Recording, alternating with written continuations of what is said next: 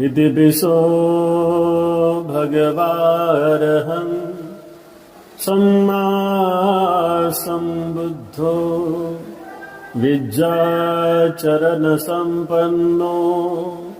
सुगतो लोकविदो अनुत्तरो पुरिसधम्मसारथि सत्था देवमनुस्सारं बुद्धो भगवाति पापोऽपि पश्यति भद्रं यावपापं न पच्यति यदा च पच्यति पापं अथ पापो पापानि पश्यति भद्रोऽपि पश्यति पापं यावभद्रं न पच्यति एवाच पच्यति भद्रं अथ भद्रो भद्राणि पश्यति।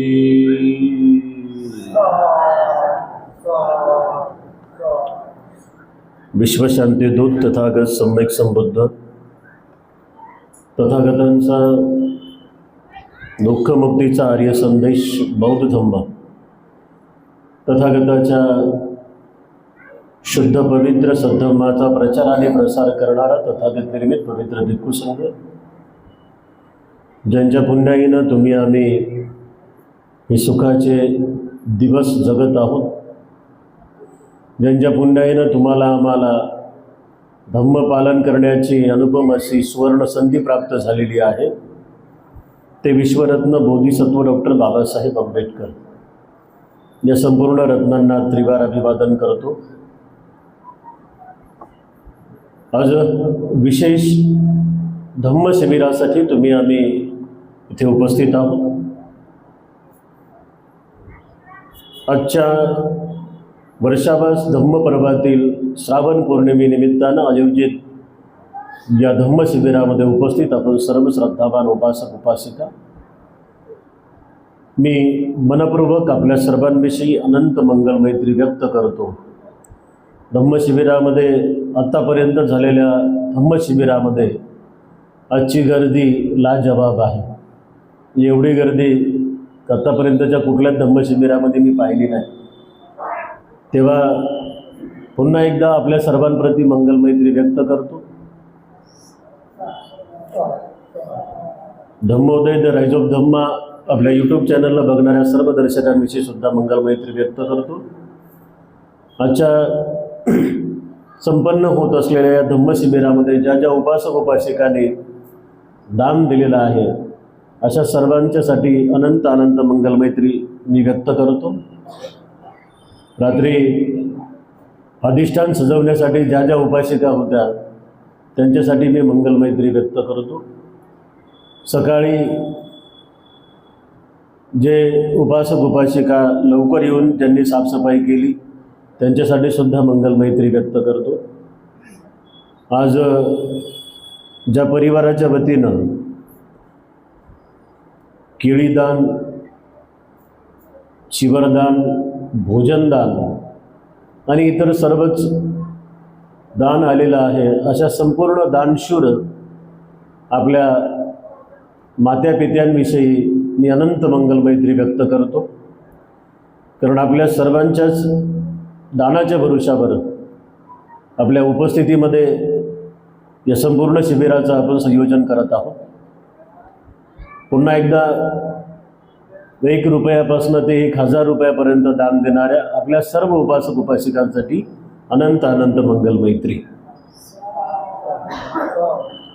विशेष मंगल मैत्री की जे उपासक उपासिका आपल्या धम्म शिबिरामध्ये भोजनदान देत आहेत त्यांच्याविषयी व्यक्त करून आज श्रावण पौर्णिमेच्या निमित्तानं आयोजित धम्म शिबिरातील या धम्मदेशनेला सुरुवात करीत आहोत।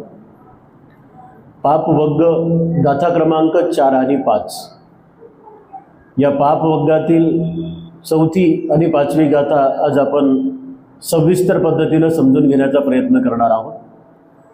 एकंदरीत धम्मपदातील 119 आणि 120 क्रमांकाची ही गाथा, 2 गाथा, मी आता ज्या 2 गाथा सुरुवातीला बोललो, या 2ही गाथा धम्मपदातील पापवग्ग या वर्गातील आहेत। आणि ह्या 2 गाथा तथागत सम्यक संबुद्धांनी श्रावस्ती धम्मनगरीमध्ये अनाथ पिंडक यांच्या दातृत्वासाठी गायलेल्या आहेत, उपदेशलेल्या आहेत। आणि म्हणून आजची ही धम्मकथा ही अत्यंत महत्त्वाची आहे। त्यातल्या त्यात या गाथेंचाही अर्थ समजून घेणं अत्यंत महत्त्वाचं आहे। तथागताच्या भिक्खू संघाला वाढवण्यासाठी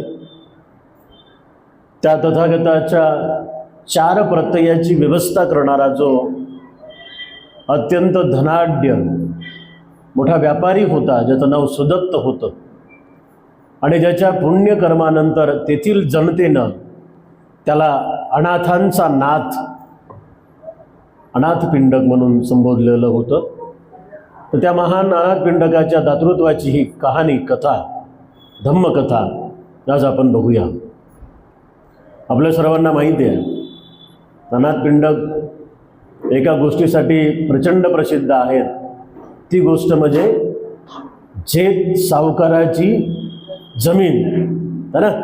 तो जेत सावकाराकडे गेला, त्यांनी सांगितलं की भगवंताला आणि भगवंताच्या भिक्खू संघाला मला एक विहार दान द्यायचं आहे, आणि ते विहार दान देण्यासाठी भगवंत म्हणाले की वस्तीच्या जवळही नको आणि वस्तीच्या जास्तही दूर नको, अशी जागा फक्त जेत सावकारा तुझ्याकडेच आहे आणि मला ही जागा पाहिजे। तो म्हणाला ठीक आहे, घेऊन टाक, पण माझी एक अट आहे। आता हा धनाढ्य व्यापारी आहे, श्रावस्ती नगरामध्ये सगळ्यांनाच माहिती आहे।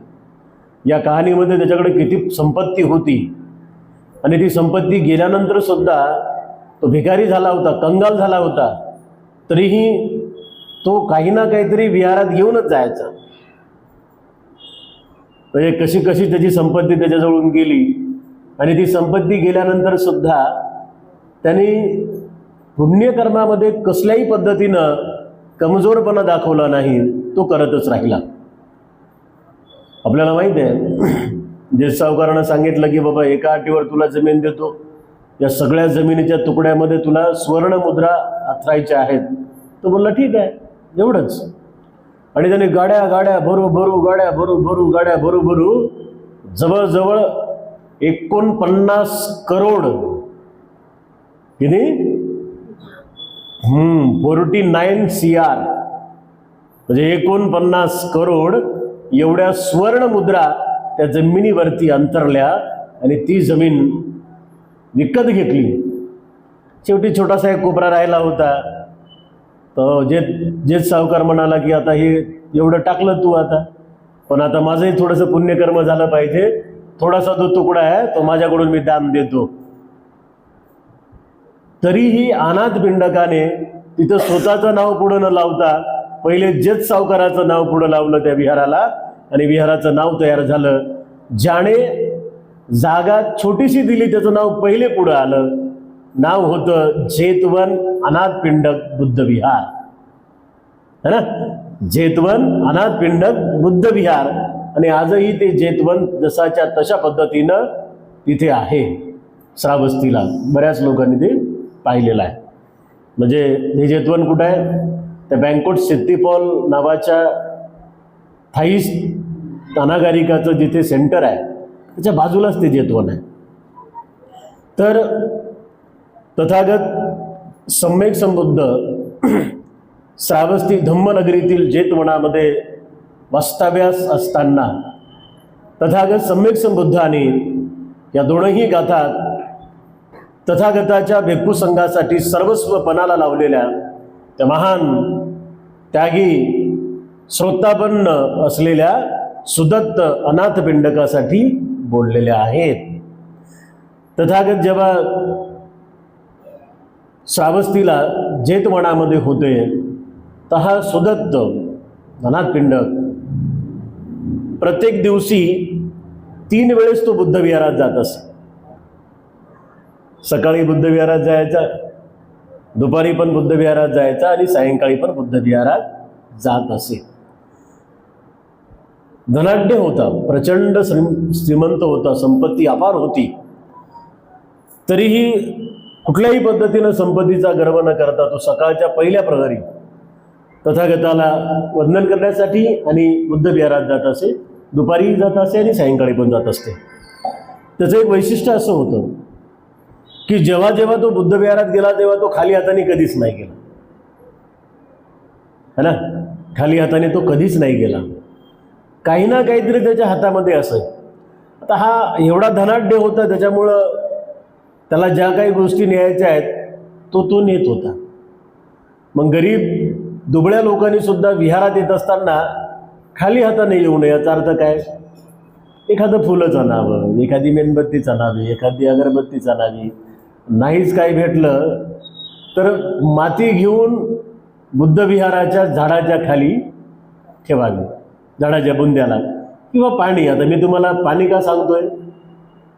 मी प्रत्येक शिबिरामध्ये म्हणत असतो की पाणी घेऊन या, की जेणेकरून तुमचं पाणी तरी बुद्धविहारातल्या झाडांना जाईल. म्हणजे बुद्धविहारात येत असताना खाली हाताने येऊ नये हे अनाथपिंडकांनी शिकवलेलं आहे त्यांच्या दातृत्वातून.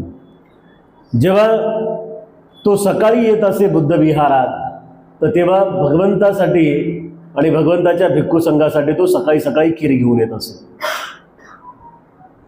आता श्रीमंत होता, प्रचंड धनाढ्य होता, त्याची खीर काही साधी नसायची. त्याची खीर काही साधी नसायची. तशा पद्धतीनं ते खीर बनवलेली असायची. सकाळच्या प्रहरी जेव्हा बुद्धविहारात यायचा तेव्हा तो खीर घेऊन येत असे.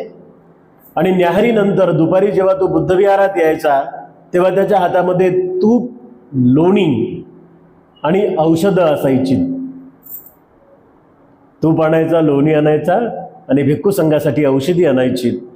सायंकाळच्या धम्मदेशनेला वंदनेला येत असताना तो सुवासिके, सुगंधित माळा, सुगंधित फुलांच्या बनलेल्या माळा, सुवासिके, पुष्प, हार आणि गुच्छ व सोबत चिवर घेऊन येत असे. जेव्हा जेव्हा तो तीनही वेळेस बुद्धविहारात यायचा तेव्हा काही ना काहीतरी घेऊन येत असे. आणि आता असं याचं जीवन अत्यंत सुखासमाधानानं चाललेलं होतं. परंतु त्यांच्याच एखाद्या जन्मातले ते कर्म असतील, हळूहळू त्यांची संपत्ती मात्र कमी होत होती. पहिला झटका हा सुदत्तला लागला, तो म्हणजे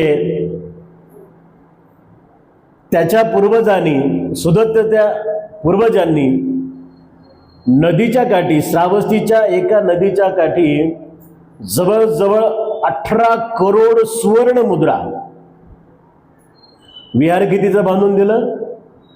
49 करोड सुवर्ण मुद्रा. 49 करोड सुवर्ण मुद्रांचं विहार बांधून देणारा कोण आहे? अनाथपिंडक. एवढ्या पैशांचं विहार बांधून देणारा, पुन्हा त्याच्याकडे संपत्ती बघा कशी आहे.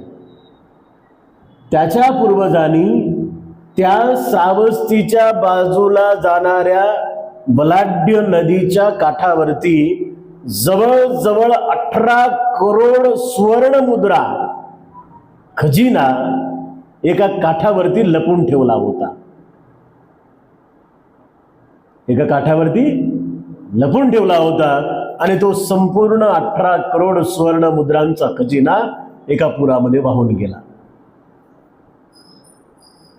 एका पुरामध्ये वाहून गेला. नंतर पुढे कशी गरिबी आली? नंतर पुढे जवळजवळ 18 करोड सुवर्ण मुद्रा ह्या त्याच्या सोबत असलेल्या व्यापाऱ्यांना त्यांनी दिल्या होत्या. किती?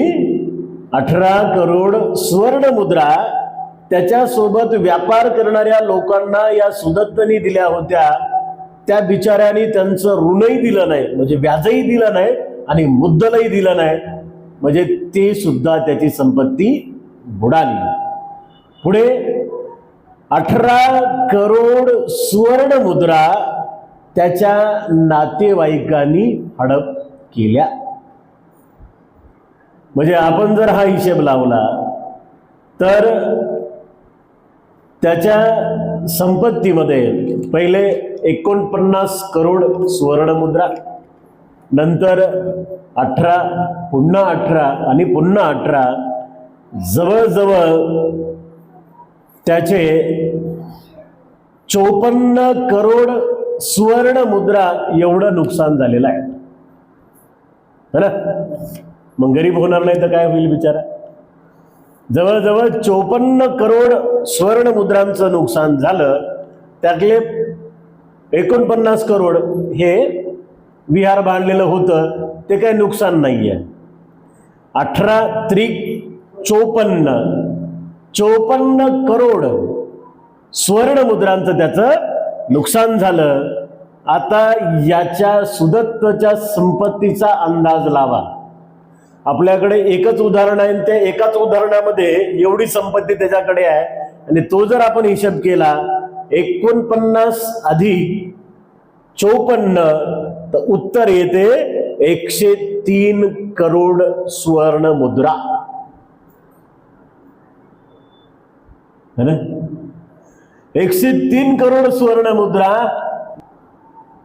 एवढी संपत्ती बुद्धाच्या एका उपासकाकडे होती, ज्याचं नाव होतं सुदत्त.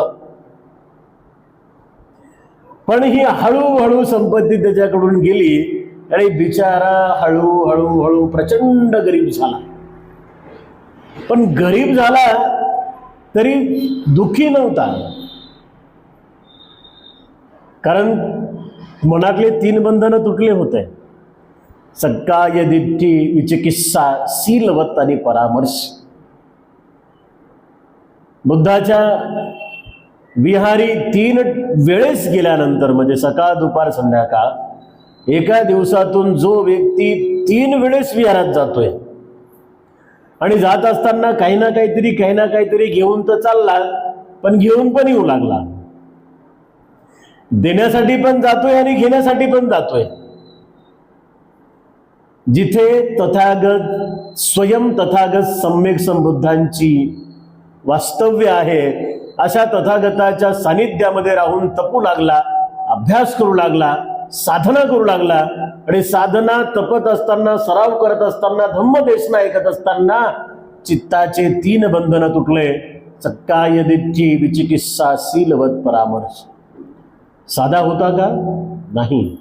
अरहत पदाच्या त्या महान श्रेष्ठ मार्गातील पहिलं पद प्राप्त केलेलं होतं. आणि म्हणून संपत्ती गेली म्हणून नाराज झाला नाही, दुःखी झाला नाही. बुद्धाचा अनित्याचा बोध त्याच्या लक्षात होता. गरीब होणं श्रीमंत होणं, श्रीमंत होणं गरीब होणं कर्म आहे, असं म्हणून तो समजून घेऊ लागला होता. आणि नशिबाला कोसत बसला नाही. काय झालं अजिबात कोसत बसला नाही. जेव्हा केव्हा बुद्ध विहारात जायचा तेव्हा काही ना काहीतरी घेऊनच जायचा. आजूबाजूच्या नातेवाईकांना मग तगादा लावला: अरे सुदत्ता, अरे बिचाऱ्या, तुझ्या खायचे वांदे आहेत, तुला 2 टायमाचंही पुरेसं भेटेना, तरी तू भगवंतानी भिक्खू संघ, भगवंतानी भिक्खू संघ, भगवंतानी भिक्खू संघच करू लागला. अरे त्यांना देऊ देऊ तर गरीब झाला.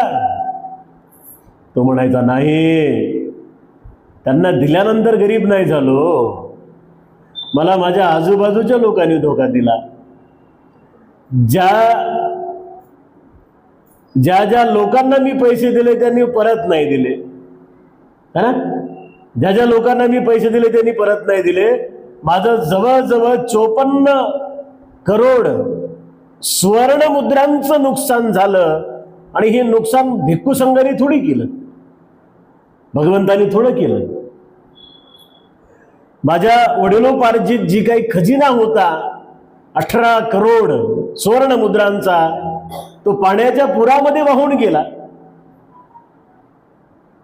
मी ज्या व्यापाऱ्यांना 18 करोड सुवर्ण मुद्रा दिल्या, त्या बिचाऱ्यांनी मुद्दलही दिलं नाही आणि व्याजही दिलं नाही. तेलही गेलं, तुपही गेलं. आणि माझ्या आजूबाजूच्या नातेवाईकांना जवळजवळ माझं 18 करोड स्वर्ण मुद्रांचं नुकसान केलं. मी भगवंतामुळे गरीब नाही झालो, मी भिक्खू संघामुळे गरीब नाही झालो, मी माझ्या कर्मानं गरीब झालो, असा सिद्धांत त्यांनी त्या लोकांना मांडला. तरी जवळचे लोक म्हणायचे, तू येडा की खुळा, जेवढं काय उरलेलं आहे तेवढं व्यापारात घाल, काही ना काहीतरी कर, जमीन जुमला घे, व्यापार उद्योग कर आणि एकाचे 2 कर. तो म्हणायचा नाही, आता जेवढं आहे तेवढं फक्त बुद्धाच्याच चरणी. साऱ्या लोकांनी बोलून बोलून तगादा लावला, पण ऐकायला काय तयार नाही.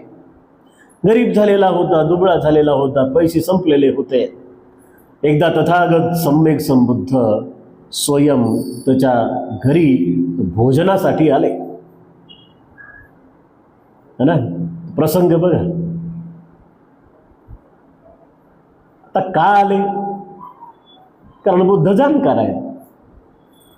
तपणाऱ्या लोकांसाठी स्वतः स्वयं हजर व्हायचे. अशी अनंत अनंत उदाहरण आहेत.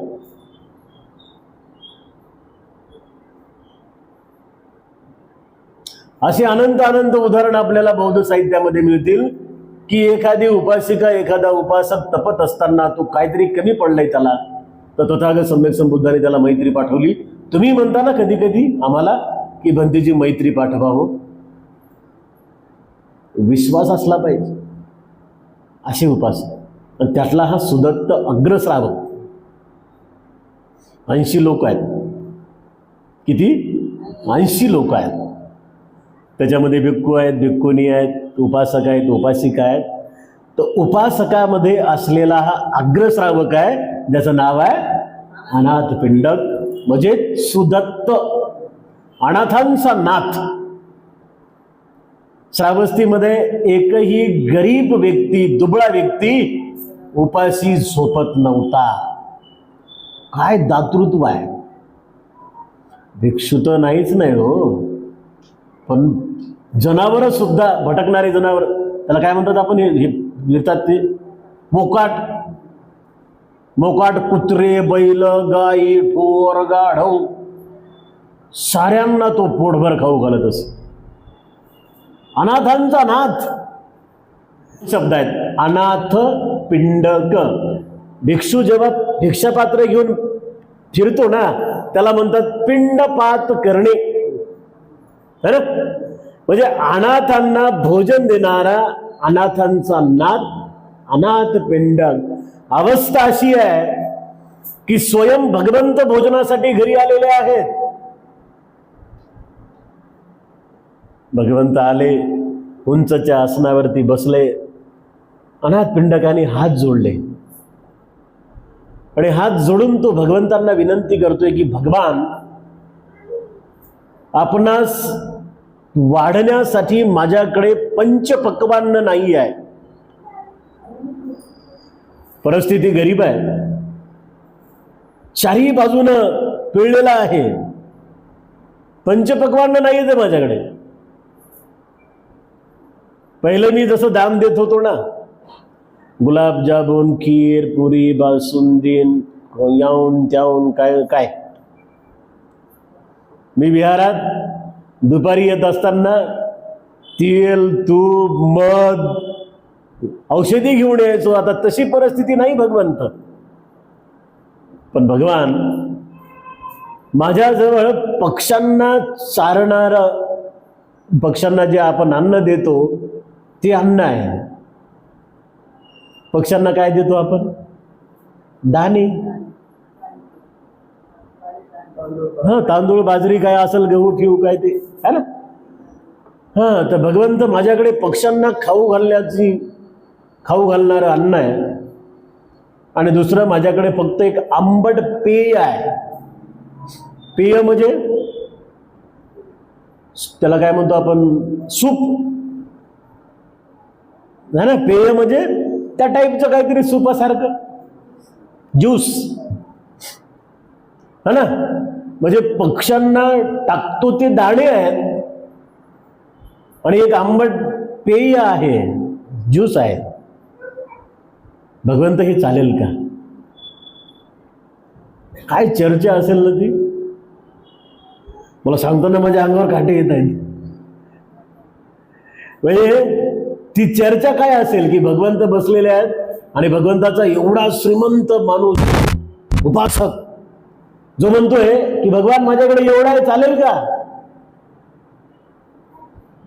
एकेकाळी त्याच्याकडे भोजनासाठी गेल्यानंतर त्याच्या ताटामध्ये पदार्थ मोजता मोजता दिवस निघून जायचं, पण आज त्याच्याकडे काहीच नाहीये. भगवंत म्हणाले, सुदत्ता अनाथ पिंडका, तू काय देतोय हे मला काहीच महत्वाचं नाही. तू काय देतो हे मला काहीच महत्वाचं नाही. तू कुठल्या चित्तानं देऊ लागला ते मात्र महत्वाचं आहे. तो म्हणाला, साधू साधू साधू. स्वयं तथागत सम्यक संबुद्धांना पक्ष्यांना खाऊ घालण्याचे दाणे त्यांनी भिक्षापात्रात दिले आणि ते आंबट पेय भगवंतांना दिलं आणि भगवंतांनी तृप्त होईपर्यंत ते भोजन घेतलं आणि भगवंतांनी तिथेच त्याला उपदेश दिला. तथागत सम्यक संबुद्धांनी उपदेश देत असताना धम्मपदातील ह्या 2 गाथा बोललेल्या आहेत. खचून गेला नाही, वाकला नाही, झुकला नाही आणि पुण्यकर्म मात्र टाळले नाहीत. नंतर जेव्हा मेला तेव्हा सुगतीलाच गेला.